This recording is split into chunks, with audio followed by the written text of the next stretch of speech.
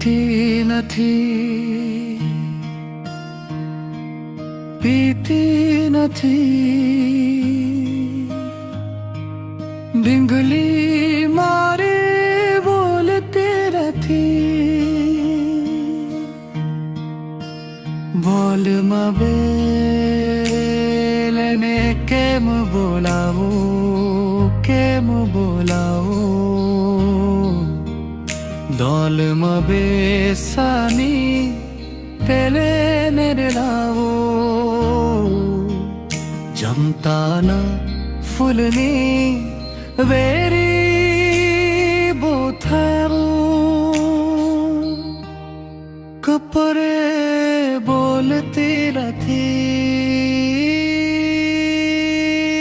બોલતી નથી, ખાતી નથી, પીતી નથી, બુંદલી મારે બોલતી નથી, ઘંટી ને ઘઘરો પૂછ રંગવા, સોરાન પતલે ના સારું જનવા, પોપલ ખાતી નથી, ખાતી નથી, પીતી નથી, બીતી નથી,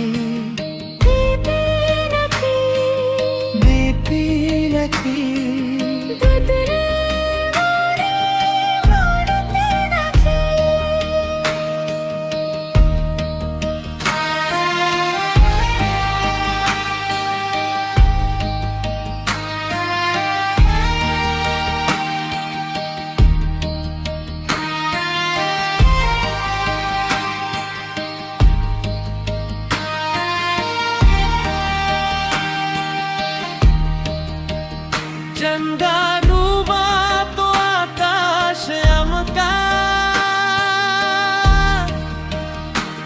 દાદા દાઈ વલિંગલી બેમ ફરતા, મારા પણ બોલવું નથી,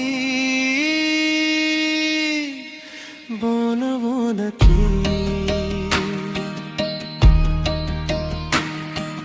પીતી નથી,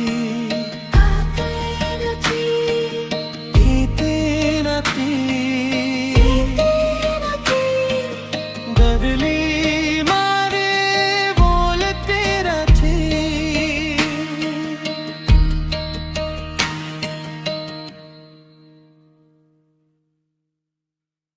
ચાલો આજે આપણે સૌના જાણીતા એક ગુજરાતી બાળગીતની રંગીન દુનિયામાં ફરીએ.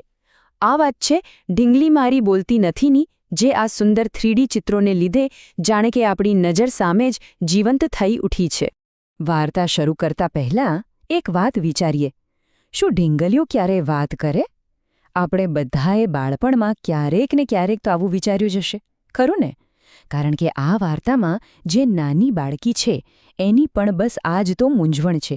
અને અહીંથી જ આપણી આખી વાર્તા શરૂ થાય છે.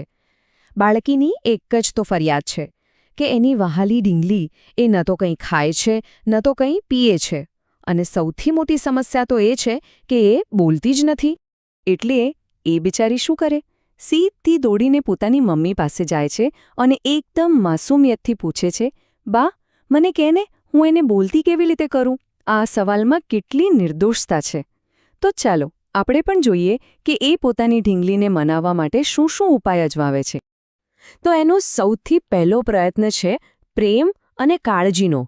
એને એમ લાગે છે કે જો હું એને ખૂબ બધો પ્રેમ આપીશ, એની ખૂબ સાર સંભાળ રાખીશ, તો કદાચ એ માની જશે અને બોલવા લાગશે.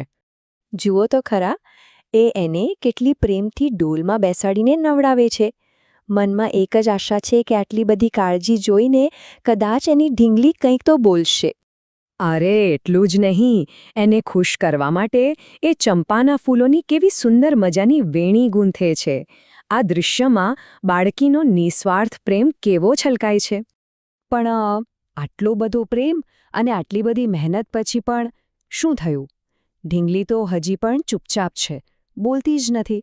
બાળકીની નિરાશા અહીં સાફ સાફ દેખાઈ રહી છે. અને એટલે જ ફરી પાછી એ જ ફરિયાદ કે ખાતી નથી, પીતી નથી અને બસ બોલતી જ નથી. સારું, પ્રેમવાળો ઉપાય તો કામ ના લાગ્યો, એટલે હવે બાળકી બીજો રસ્તો અજમાવે છે.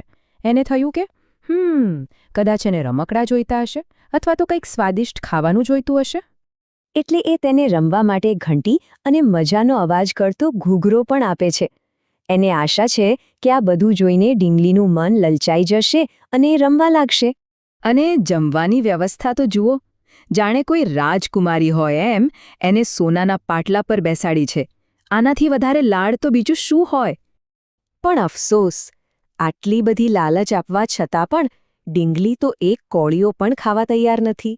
બાળકીના બધા પ્રયત્નો જાણે કે નિષ્ફળ ગયા. અને વાત ફરી ફરીને ત્યાં જ આવીને અટકી જાય છે કે ભાઈ, મારી ઢીંગલી ખાતી નથી, પીતી નથી અને બોલતી તો બિલકુલ નથી.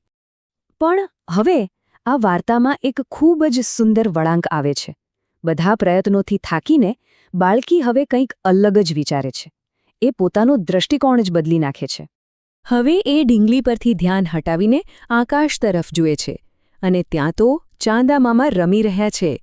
એનું ધ્યાન હવે પોતાની નાની દુનિયામાંથી બહારની વિશાળ દુનિયા તરફ જાય છે. અને બસ અહીંથી એની કલ્પનાની દુનિયા શરૂ થાય છે. એ જુએ છે કે એની ઢીંગલીબેન તો બાબા ગાડીમાં બેસીને ફરી રહી છે. હવે એ તેને બોલવા માટે મજબૂર નથી કરતી, પણ એની ચૂપકીદીને સ્વીકારીને તેની સાથે રમવા લાગે છે. અને અંતે આખી વાતનો સાર આવે છે. બાળકી એક સુંદર નિર્ણય લે છે. એ વિચારે છે, ભલે જો ઢીંગલીને નથી બોલવું તો કંઈ વાંધો નહીં, હવે મારે પણ નથી બોલવું. અને આમ એ પોતે જ ઢીંગલીની મૌન દુનિયાનો એક ભાગ બની જાય છે. આ ગીત આપણને શીખવે છે કે કોઈને બદલવાનો પ્રયત્ન કરવાને બદલે તેઓ જેવા છે તેવા જ તેમને સ્વીકારી લેવામાં સાચો આનંદ છે. સાચે જ બાળકોની કલ્પનાની દુનિયા કેટલી અદ્ભુત અને સુંદર હોય છે, ખરું ને?